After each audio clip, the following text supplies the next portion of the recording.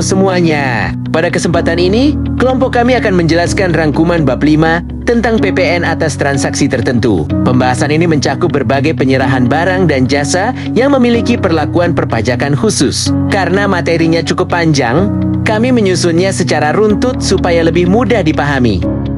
Materi bab 5 terdiri dari 8 bagian utama. Urutannya bisa dilihat pada daftar isi ini. Kami akan membahas masing-masing bagian secara terstruktur, mulai dari definisi, tarif, siapa pemungutnya, dan bagaimana mekanisme pelaporannya. Kita mulai dari PPN PAM-SE. PAM-SE adalah transaksi perdagangan melalui sistem elektronik seperti marketplace, aplikasi, media sosial yang punya layanan jual beli, dan penyedia jasa digital dari luar negeri. Pemerintah menetapkan bahwa beberapa pelaku usaha digital bisa ditunjuk sebagai pemungut PPN. Tapi, penunjukannya tidak sembarangan. Ada kriteria yang harus dipenuhi, seperti nilai transaksi 1 tahun yang melebihi 600 juta, atau jumlah kunjungan pengguna yang tinggi. Kalau sudah ditetapkan sebagai pemungut, pelaku usaha wajib memungut PPN dengan tarif efektif 11%. Tarif ini didapat dari perhitungan tarif umum 12% yang dikalikan nilai lain, 11/12. Bukti pungut yang mereka buat bisa berupa invoice atau tagihan, dan dokumen tersebut harus mencantumkan PPN yang dipungut. Setelah memungut, mereka wajib menyetor PPN ke negara dan melaporkan SPT masa PPN maksimal akhir bulan berikutnya. Aturan ini berlaku untuk pelaku usaha dalam negeri maupun luar negeri. Jadi, memang sifatnya cukup luas. Selanjutnya, hasil tembakau. Produk tembakau punya perlakuan PPN yang berbeda dibanding barang lain. Tarif yang berlaku sekarang adalah 9,9% dari harga jual eceran. Yang menarik, PPN hasil tembakau hanya dipungut 1 kali, yaitu oleh produsen atau importir.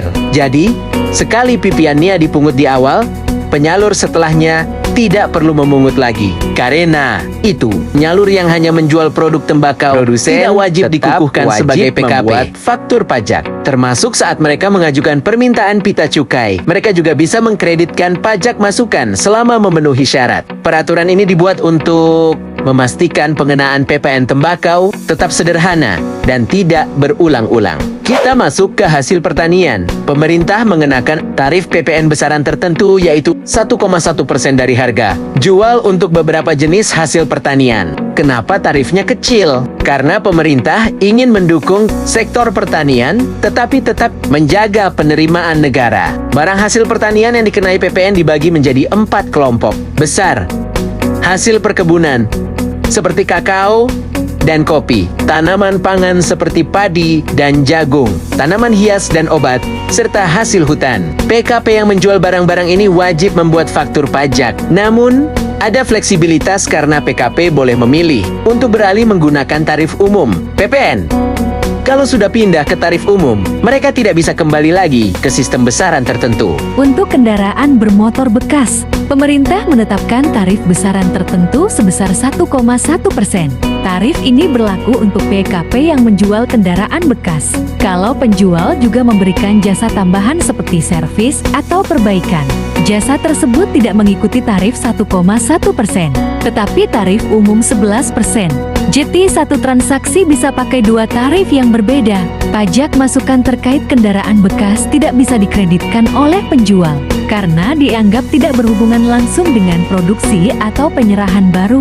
Namun pembeli bisa mengkreditkan PPN yang dibayar kalau dia merupakan PKP dan memenuhi ketentuan di Undang-Undang. LPG tertentu atau LPG subsidi punya aturan yang cukup teknis. LPG subsidi diperlakukan berbeda tergantung apakah bagian harganya disubsidi atau tidak. Kalau bagian harganya disubsidi, PPN-nya dibayar pemerintah. Tapi untuk bagian harga yang tidak disubsidi, pembelilah yang membayar PPN. Dasar pengenaan pajaknya menggunakan nilai lain, yaitu 0,825 kali harga jual eceran. Di tingkat agen atau pangkalan, PPN dihitung dengan besaran tertentu dari selisih harga. Faktur pajaknya juga punya kode khusus, yaitu kode 05. Karena LPG ini menyangkut kebutuhan rumah tangga, regulasinya dibuat agar proses penyaluran dan pelaporan pajaknya konsisten tapi tidak terlalu membebani penyalur. Pupuk bersubsidi termasuk barang strategis sehingga PPN-nya juga diatur khusus. PPN hanya dipungut 1 kali oleh produsen saat pupuk diserahkan kepada distributor. Jati distributor dan pengecer tidak memungut PPN lagi untuk penjualan berikutnya. Bagian harga yang disubsidi dibayar pemerintah, sedangkan bagian yang tidak disubsidi dibayar pembeli. Produsen harus membuat 2 faktur pajak, satu untuk permintaan pembayaran subsidi dari pemerintah, dan satu lagi saat penyerahan ke distributor. Pajak masukan hanya bisa dikreditkan oleh produsen, distributor, dan pengecer tidak bisa mengkreditkan pajak masukan untuk pupuk bersubsidi karena penyerahannya masuk kategori tidak terutang PPN. Untuk pengadaan barang dan jasa pemerintah, sistemnya sudah terintegrasi secara elektronik. Marketplace pengadaan atau retail daring tertentu yang sudah ditunjuk bertugas sebagai pemungut PPN. Mereka menyetor PPN ke kas negara paling lambat tanggal 15 bulan berikutnya dan melaporkan SPT masa PPN paling lambat tanggal 20. Dalam transaksi ini, pajak masukan milik rekanan bisa dikreditkan selama memenuhi syarat. Aturan ini dibuat supaya proses pengadaan pemerintah lebih transparan dan terkontrol. Terakhir, jasa agen dan pialang asuransi. Mulai 2024 sampai 2025, pemerintah menerapkan tarif besaran tertentu. Agen asuransi dikenai tarif efektif 1,1% dari komisinya, sementara pialang asuransi dan pialang reasuransi dikenai tarif 2,2%. Pemungutan PPN dilakukan oleh perusahaan asuransi atau reasuransi, bukan oleh agen.